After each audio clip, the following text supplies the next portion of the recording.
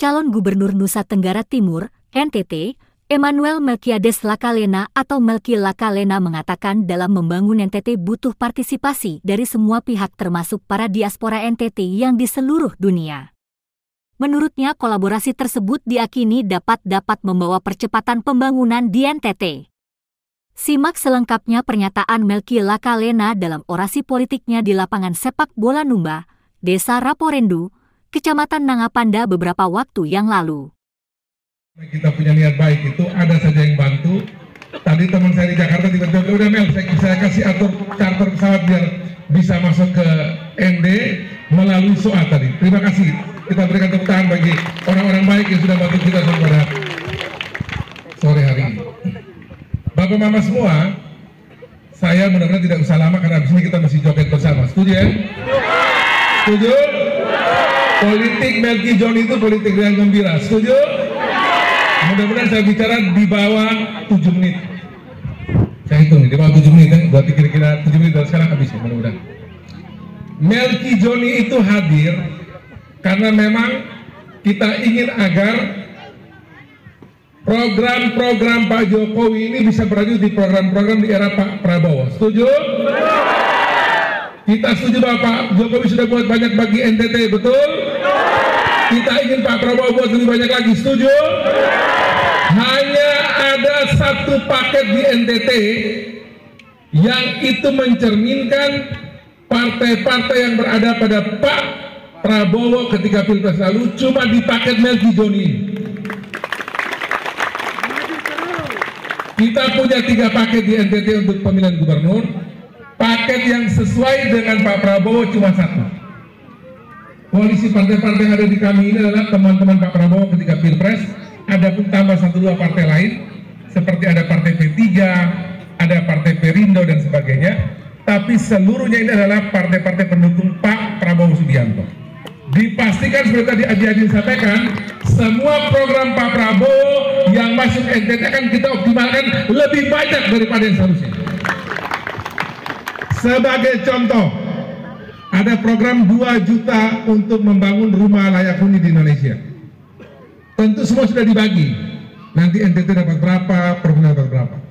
Tapi saya pastikan bahwa alokasi yang dibagi bagi seluruh Indonesia itu untuk NTT kita akan minta tambahan khusus bagi Nusa Tenggara Timur. Karena NTT ini kita menang melebihi target, jadi pasti kita minta Pak Prabowo, beliau pasti akan memberikan dengan mudah.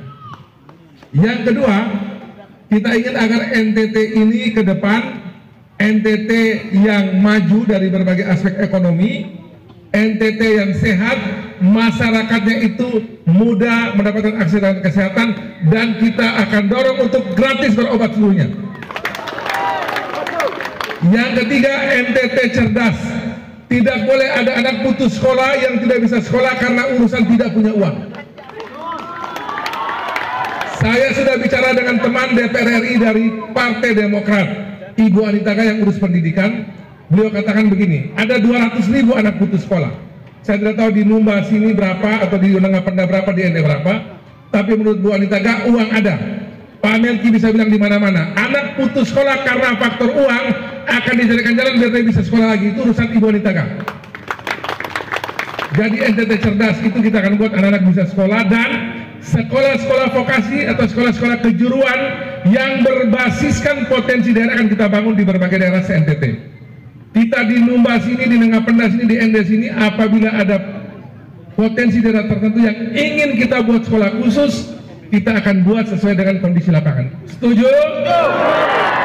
Kita ingin agar NTT sejahtera, di mana anak-anak kita, orang-orang tua mereka itu harus makin bagus kesejahteraannya. Dalam aspek misalnya indeks pembangunan manusia, stunting makin turun, angka kematian ibu dan anak turun dan sebagainya.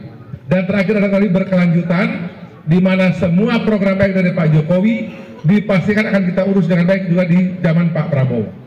NTT maju di bidang ekonomi dan berbagai hal lain, NTT sehat, masyarakatnya mudah untuk mendeteksi dia punya kesehatannya dan juga berobat, dan gratis, semua ikut BPJS Kesehatan dan aktif. NTT cerdas, Anak-anak tidak boleh ada yang putus sekolah, bisa sekolah dengan baik. Guru-gurunya juga kita siapkan juga menjadi guru-guru yang handal, yang mampu untuk mendidik anak-anaknya dengan baik. Dan dibangun sekolah-sekolah vokasi atau kejuruan bagi kita semua. Yang keempat, NTT sejahtera, berbagai tingkat parameter kesehatan bisa kita buat bagus di NTT. Dan yang kelima, NTT berkelanjutan. Untuk membuat ini semua bisa berjalan, tadi sudah disampaikan bahwa sebagai bagian dari perpanjangan tangan pemerintah pusat di daerah, gubernur itu begitu judulnya ya, perpanjangan tangan pemerintah pusat di daerah, tentu Pak Prabowo Subianto, kemudian juga Mas Gibran Rakabuming Raka, dan semua menteri itu kepingin dengan gubernur yang dia kenal, yang dia anggap sahabat. Untuk itu, tentu dengan pemerintahan di tangan saya dan Pak Joni Asadoma yang kader Gerindra ini, kami pastikan bahwa banyak hal yang bisa kita bawa ke Nusa Tenggara Timur, termasuk juga di Numba ini. Amin. Saya tadi tanya di saya punya Aji Adin. Aji, di sini kira-kira apa yang perlu kita perhatikan khusus? Pertanian dan kelautan perikanan, benar ya? Benar. Bapak Ibu sekalian, kami punya program namanya hilirisasi hasil-hasil sumber daya alam kita. Nanti ke depan Bapak Ibu sekalian, kalau kami memimpin Nusa Tenggara Timur ke depan, kami ingin mendorong agar seluruh produk yang Bapak Mama hasilkan, baik itu produk kelautan perikanan, termasuk batu yang ada di Tengah Jawa ya, kemudian juga hasil pertanian kita ini, jangan lagi semuanya dijual mentah-mentah, tapi kita upayakan bersama agar ada pengolahan yang namanya hilirisasi itu, agar produk yang dijual dari tempat kita ini ada juga yang dibuat dalam bentuk setengah jadi atau jadi. Saya pernah di Melolo, Sumba Tengah, ketemu dengan bapak ibu yang mereka itu perikanannya bagus sekali. Ibu-ibunya itu bisa membuat ikan yang kemudian berkelebihan itu menjadi abon ikan. Yang bikin ibu-ibu. Saya minta Badan POM kemudian untuk coba didampingi, dan mereka dilatih secara khusus kemudian di Lombok Timur untuk bisa membuat abon ikan yang baik. Saya pastikan Bapak Ibu sekalian bahwa hasil-hasil bumi NTT di tangan kami ini tidak lagi semuanya dijual mentah, tapi harus juga bisa kita olah paling tidak menjadi setengah jadi atau barang jadi, sehingga nilai tambahnya itu bisa kita dapatkan lebih baik lagi. Setuju? Setuju? Itu juga bagian dari Bapak Ibu sekalian, tolong siapkan diri.